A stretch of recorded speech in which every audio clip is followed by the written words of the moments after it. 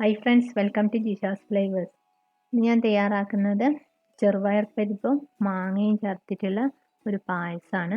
അപ്പോൾ അതിന് വേണ്ടിയിട്ട് ഞാനിവിടെ 1 കപ്പ് ചെറുപയർ പരിപ്പാണ് എടുത്തിട്ടുള്ളത്. 250 ml കപ്പിൽ 1 കപ്പാണ് എടുത്തിട്ടുള്ളത്. അതാദ്യം നമുക്കൊന്ന് വറുത്തെടുക്കണം. ഞാൻ സ്റ്റവ് കത്തിച്ച് കൊടുത്തിട്ടുണ്ട്. ഒരു 5 മിനിറ്റ് നേരം നമുക്ക് മീഡിയം ഫ്ലെയിമിലിട്ട് വറുത്തെടുക്കാം. ഒരു 3-4 മിനിറ്റ് കൊണ്ട് തന്നെ ചെറുപയർ പരിപ്പ് നന്നായിട്ട് നമുക്ക് വറുത്തെടുക്കാൻ പറ്റും. അതിൻ്റെ കളർ ചേഞ്ച് ഉള്ള സമയത്ത് ഓഫ് ചെയ്യുക. അത് നമ്മളൊന്ന് വായിലിട്ട് നോക്കിയാൽ നന്നായിട്ട് അത് പൊട്ടും. ആ ഒരു പരുവാകുമ്പോൾ നമുക്ക് സ്റ്റവ് ഓഫ് ചെയ്യാം. പരിപ്പൊക്കെ നന്നായിട്ട് മൂത്ത് വന്നിട്ടുണ്ട്. ഇനി നമുക്ക് സ്റ്റവ് ഓഫ് ചെയ്യാം. ഇത് നന്നായിട്ട് തണുക്കട്ടെ. തണിഞ്ഞതിന് ശേഷം നമുക്ക് കഴുകിയിട്ട് കുക്കറിൽ വേവിക്കണം.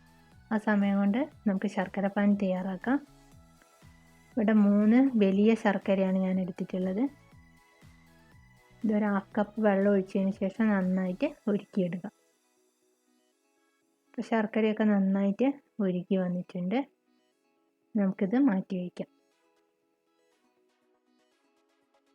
ഇപ്പോൾ പരിപ്പ് നന്നായിട്ട് ഞാൻ കഴുകിയെടുത്തിട്ടുണ്ട്. ഇനി നമുക്കിത് കുക്കറിൽ വേവിച്ചെടുക്കണം. കുക്കറിലേക്ക് ഇട്ട് കൊടുത്തിട്ടുണ്ട്. ആവശ്യത്തിനുള്ള വെള്ളം ഒഴിച്ചു കൊടുക്കാം. ഇനി കുക്കർ അടച്ചതിന് ശേഷം 3 വിസിലാണ് വന്നിട്ടുള്ളത്. ഇതിലേക്ക് ഞാൻ ഒരു മീഡിയം സൈസുള്ള മാങ്ങയാണ് എടുത്തിട്ടുള്ളത്. മാങ്ങ തൊലി കളഞ്ഞതിന് ശേഷം ഇവിടെ സ്ലൈസ് ആയിട്ട് വെച്ചിട്ടുണ്ട്. നമുക്ക് മിക്സിയിലൊന്ന് അടിച്ചതിന് ശേഷമാണ് നമ്മൾ പായസത്തിലേക്ക് ചേർത്ത് കൊടുക്കുന്നത്. അവസാനമാണ് ചേർത്ത് കൊടുക്കുന്നത്. ഇനി നമുക്ക് പായസം തയ്യാറാക്കാം.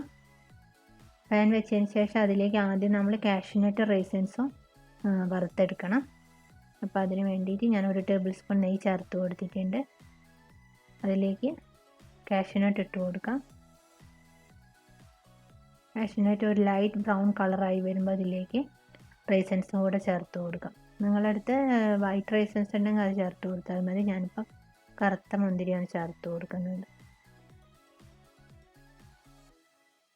അപ്പോൾ കാഷ്യൂനട്ട് റൈസൻസൊക്കെ മൂത്ത് വന്നിട്ടുണ്ട്. നമുക്കിത് മാറ്റി വയ്ക്കാം.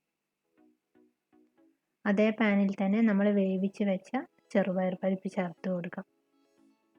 ഒരു 5 മിനിറ്റ് നേരം നെയ്യിൽ റോസ്റ്റ് ചെയ്തെടുക്കണം. 1 ടേബിൾ സ്പൂണും കൂടെ നെയ്യ് ചേർത്ത് കൊടുക്കുന്നുണ്ട്. നെയ്യിൽ നന്നായിട്ട് മൂപ്പിച്ചെടുക്കാം.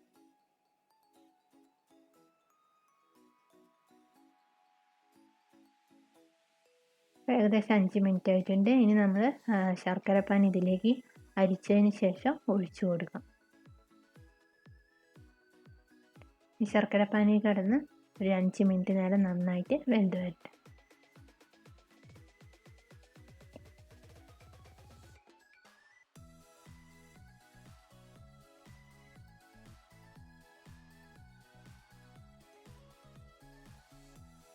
ഇവിടെ ഞാൻ കോക്കനട്ട് മിൽക്ക് പൗഡറാണ് ചേർത്ത് കൊടുക്കുന്നത്.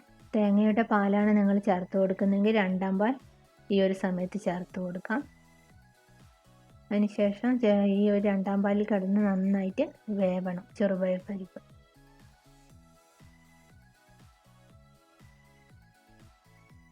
ചെറുപയർ പരിപ്പൊക്കെ ഏകദേശം ഒരു 5 മിനിറ്റോളം നന്നായിട്ട് തേങ്ങാപ്പാലിൽ വെന്തിട്ടുണ്ട്. ഇനി നിങ്ങൾക്ക് 1-ാം പാൽ ചേർത്ത് കൊടുക്കാം. ഞാൻ കോക്കനട്ട് മിൽക്ക് പൗഡർ കുറച്ച് കട്ടിയിൽ ചേർത്ത് കൊടുക്കുന്നുണ്ട്. അതിനുശേഷം നമുക്കിതിലേക്ക്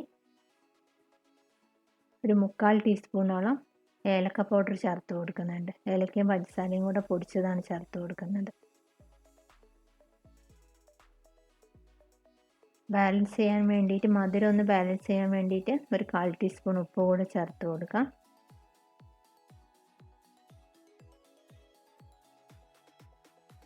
നേരത്തെ ഫ്രൈ ചെയ്ത് വെച്ച കാഷ്യൂനട്ട് റൈസൻസ് കൂടെ ചേർത്ത് കൊടുക്കാം. പായസം റെഡി ആയിട്ടുണ്ട്. ഇനി നമുക്ക് സ്റ്റവ് ഓഫ് ചെയ്യാം. പായസം നന്നായിട്ട് തണുത്ത് വരണം. അതിന് ശേഷമാണ് മാംഗോയുടെ പ്യൂരി നമ്മൾ ഇതിലേക്ക് ചേർത്ത് കൊടുക്കുന്നത്.